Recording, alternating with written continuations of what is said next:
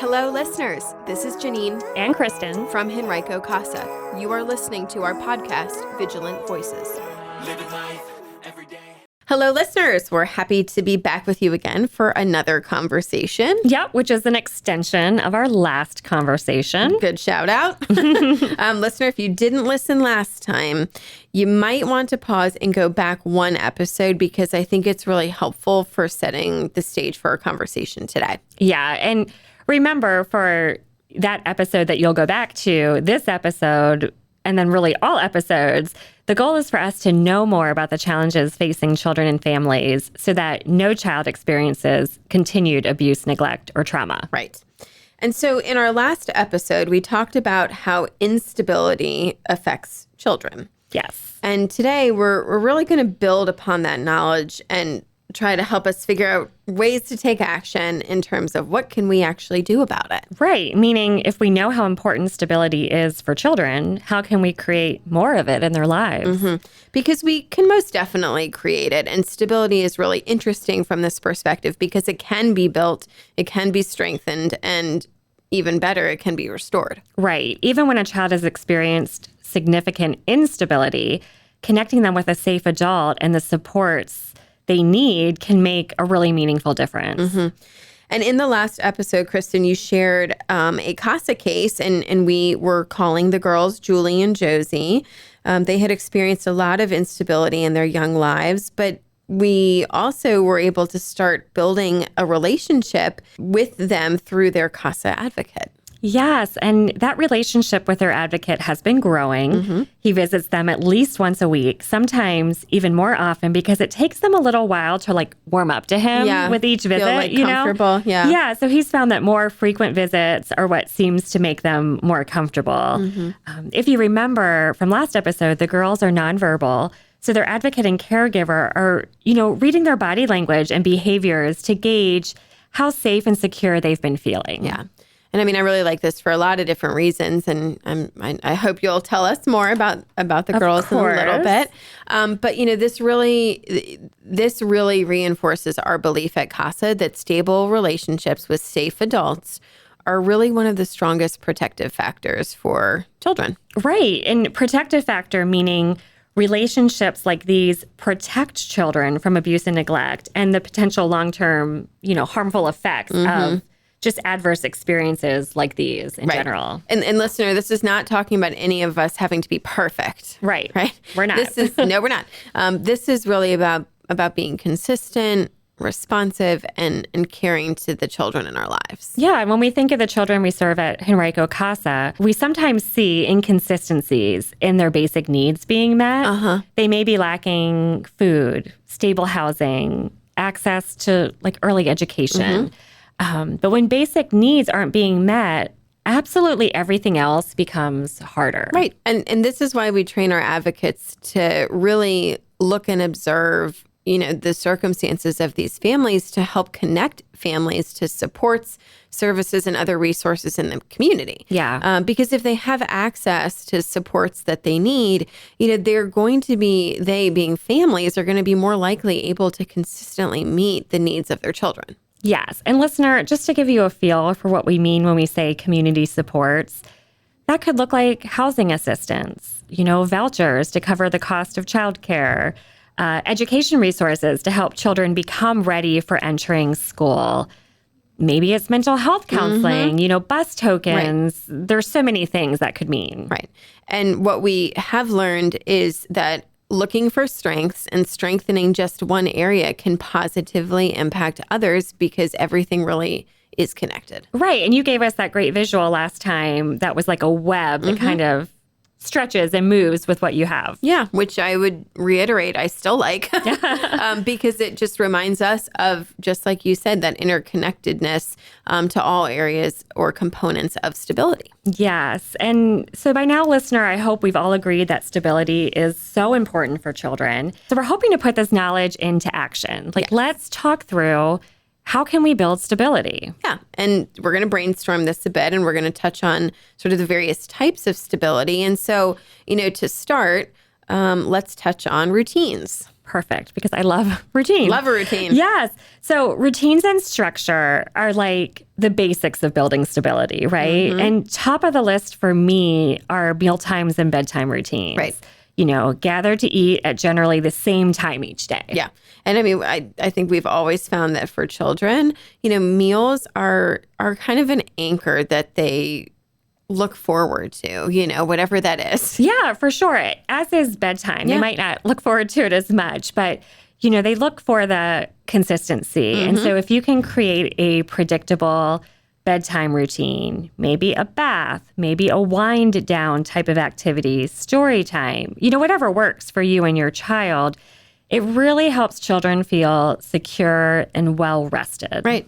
And when establishing your routine, meals, bedtime, anything else, think about how you can implement and communicate those schedules with the children so that it feels ultra predictable. Yes. Right. Yes. There could be visual aids like charts or calendars to help children know what is happening now and what comes next. I know I live by my calendar, right? But we just find generally it reduces anxiety. Yeah. And, the other thing that reduces anxiety in thinking of routines is creating some sort of like transition ritual. And so these are things that signal a change, and like a change in what we're focusing on or a change in our activity, a change in something else is coming next.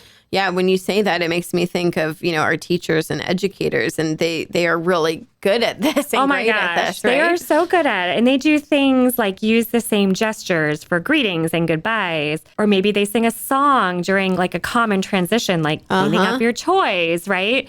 But the rituals like these just offer kind of a cushion of consistency for kids. I agree. And I think that these are great examples. And so some of these examples were practical. Yes. Right? So if we were to shift from, let's say, these practical things to talking about emotional stability, this, I don't want to say it gets trickier, but we think about it differently in some ways, right? But one of the most basic ways to do this is to express love or care consistently. And really, that's got to be regardless of a child's behavior or achievements. Yeah. And that's going to help build a strong foundation of security. Yeah. As does offering comfort to children, right? And just as I started to say that, I was thinking of a young child, but it's true for any age and stage, right? When we're present to kind of soothe them when they're upset, we offer a sort of steadiness. We can help co-regulate their emotions. Right. It's not like teenagers don't get upset. Yeah. Right. We all need our moms and caregivers. But it's about setting a safe, calm space, physically and emotionally for kids. Yes. And, that being said, we're all human, listener. We know it's unrealistic to be calm and serene all of the time. Correct. And we know that change is a part of life. And so, you can aim to build stability, but there's always going to be those unpredictable scenarios that arise. Yeah. And we have to roll. Yes. And so when that happens, our recommendation is to communicate as much as possible. Like if you're able, prepare the children in advance about a change that will be taking place. And thinking of CASA, I'm thinking about like maybe a change in your visits and your schedule. Let them know that change is coming. Yeah. Talk to them. Tell them what they can and can't expect.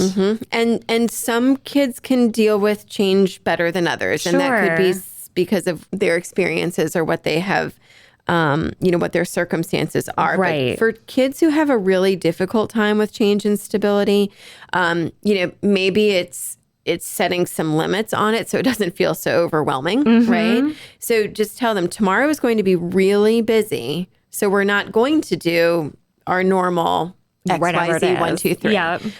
But I'm still going to make sure that, we're going to do the bedtime routine. Yes. Right. So you're kind of pulling it back. Yeah, no, it's like a boundary of sorts to make the instability as comfortable as it can be. Let's not tell them that the whole week is going to be crazy.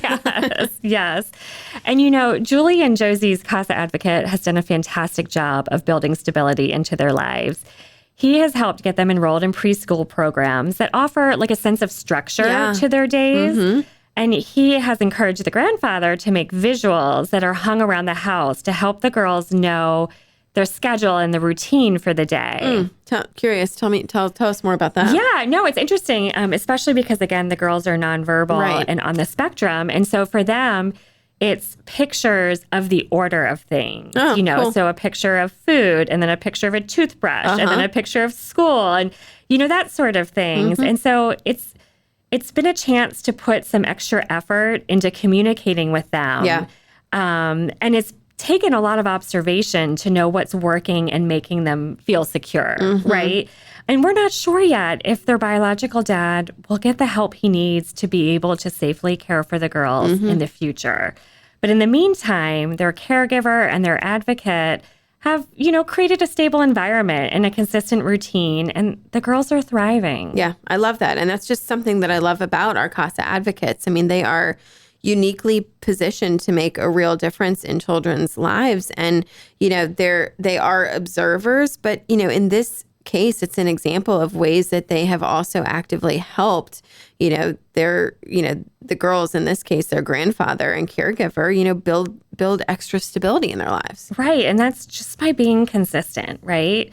The advocate is showing up at their home, and he's also showing up in court, and he's connecting them to resources. Yeah. And as we would say, it's somewhat simple, but it's showing up. Yeah. Showing up is what matters. So listener, here's our call to action.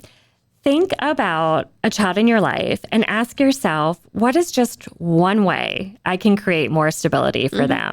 Yeah, maybe it's starting a new routine. Maybe it is being present. Maybe it is keeping a promise of what you said, you were going to do. Sure. Because stability doesn't always come from big changes. And frankly, it often starts with small, consistent actions. Yes. And we just have to remember, with all those small steps, when we are actively creating stability, we are creating conditions for children to thrive. And when children thrive, communities thrive. Thank you for listening to Vigilant Voices, Henrico Casa's podcast. We have a vision for all children to live in safe, healthy homes. You can help us make that happen.